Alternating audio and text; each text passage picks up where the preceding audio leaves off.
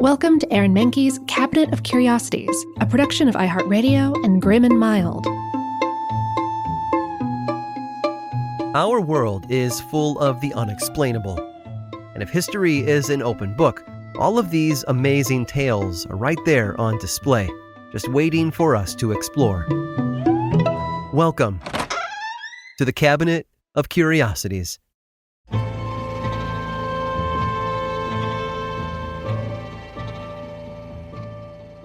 Let's be honest for a moment. Sports fans are not necessarily known for their good behavior.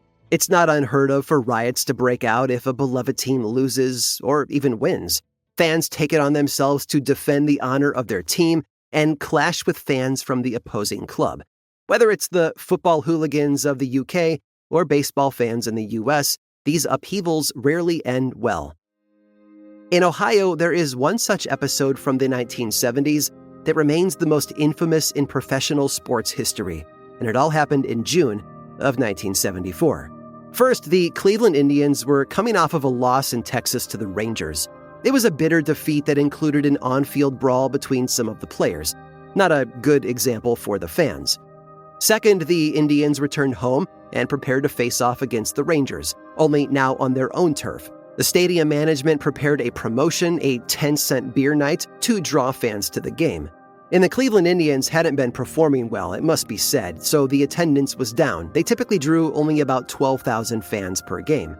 And third, a local shock jock named Peter Franklin spent the weeks leading up to the game urging people to attend, saying that this would be their chance to take revenge on the Rangers for the brawl in Texas. All of this leads to a virtual powder keg on the night of the game. Attendance is double what it normally is due to the promotion. There are about 24,000 fans at the stadium. And beyond that, they're consuming lots and lots of beer. Now, it's only 3% alcohol, but if the beers are only 10 cents a piece, well, the sky's the limit. As one fan said, "I had $2, you do the math." Management supposedly limited fans to 6 beers each, which is already too many, but their ability to enforce that limit is questionable. Down on the field, the game is close. As the night progresses, fans get more and more restless. Things start to get wild when a female fan makes her way onto the field. She crawls on top of the dugout, removes her top, and starts dancing. She eventually wandered over and tried to kiss the umpire before finally leaving. Bizarrely, the nudity parade was only just getting started. Next, a man stripped down and ran across the field in just his socks. You know, you've got to keep your feet safe after all. Now, it must be said that streakers were actually common at this time. There had just been one on live TV at the Academy Awards that previous April. People in the 70s just really seemed to think it was funny to get naked in public. And in the case of this Cleveland Indians game, next up was a father and son duo. You know, just to make things even weirder, who walked out on the field together and mooned everyone. Clearly, the beers were taking their toll. Soon enough, fans were hurling cups and hot dogs onto the field.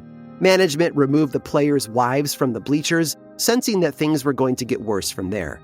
And then suddenly, Rangers player Jeff Burroughs was swarmed with multiple drunk Indian fans who taunted him, trying to take his hat. And Indians players came to his defense, tackling the most aggressive fan. And then, all hell broke loose. Hundreds of fans swarmed the field, running amok, taking swings at each other and at the players. Security couldn't handle so many people. The best they could do was get the players off the field. The riot raged on for 45 minutes. Police arrived, but in all the chaos, they only managed to arrest 9 people.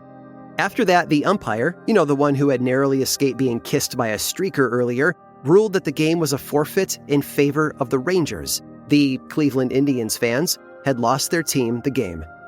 Now, curiously, this was not the last 10-cent beer night at the stadium. The promoters argue that it had actually been successful. They had doubled attendance. Never mind the fact that they had gotten everyone so drunk that they started a riot. Subsequent beer nights went more smoothly after that, as the Cleveland locals wanted to prove that they could behave themselves. They were earning their city quite the negative reputation.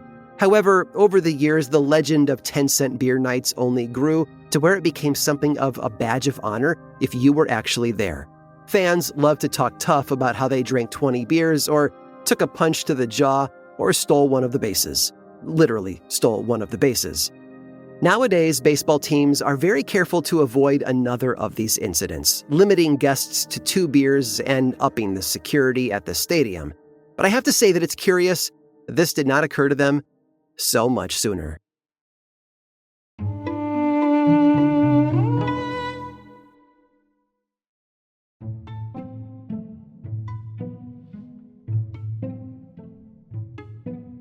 The ancient Greeks told the story of a boy named Icarus, who was the son of the world's greatest inventor. When the pair were imprisoned in a tower, the inventor created mechanical wings out of feathers, beeswax, and thread so that they could escape together.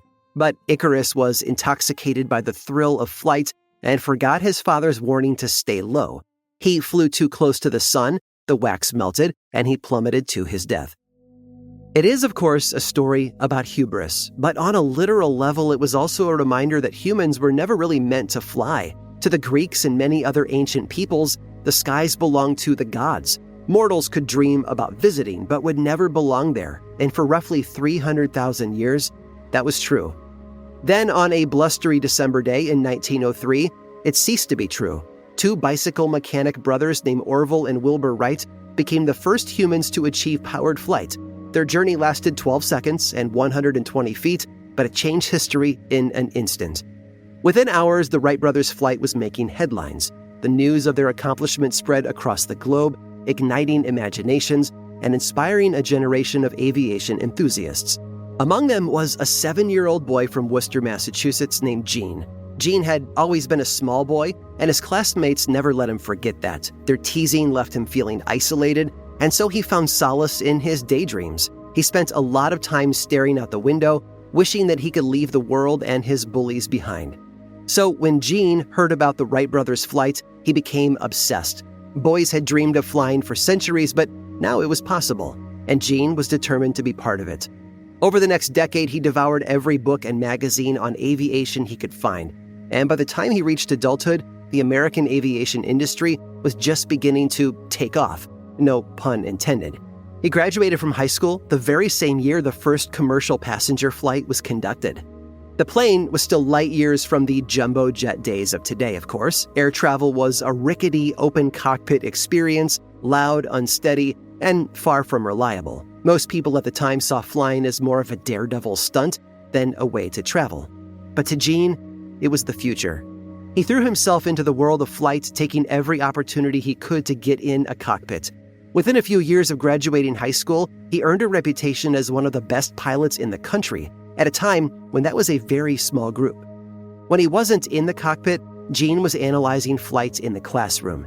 He attended Clark University and studied physics with Robert Goddard, the father of modern rocketry. That education and personal connection became a launching pad for Gene's career. Pretty soon, he was rubbing elbows with aviation legends. He met Orville Wright, Howard Hughes, and Charles Lindbergh. He was even an early passenger on the Hindenburg, and, as the story goes, predicted that it would go up in flames. By the time World War I broke out, Gene was no longer just a dreamer. He flew for the U.S. Army in Europe, engaging in dogfights that were more like duels, where pilots circled each other in fragile wooden biplanes, firing rudimentary machine guns from the cockpit.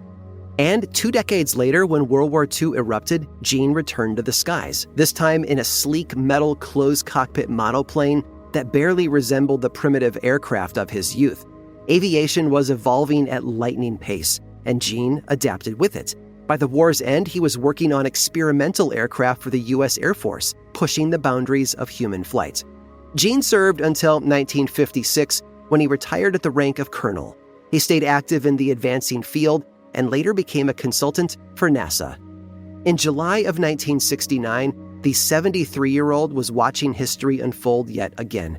Gene had already witnessed aviation's evolution from fragile biplanes to supersonic jets, but this was something else entirely, a rocket carrying 3 men beyond Earth's atmosphere.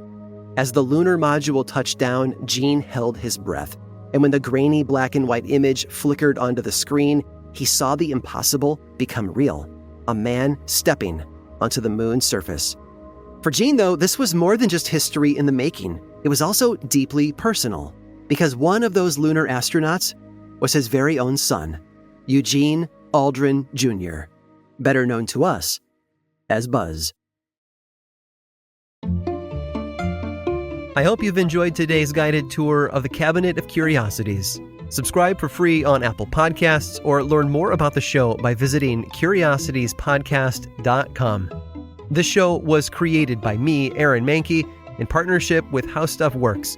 I make another award-winning show called Lore, which is a podcast, book series, and television show, and you can learn all about it over at theworldoflore.com.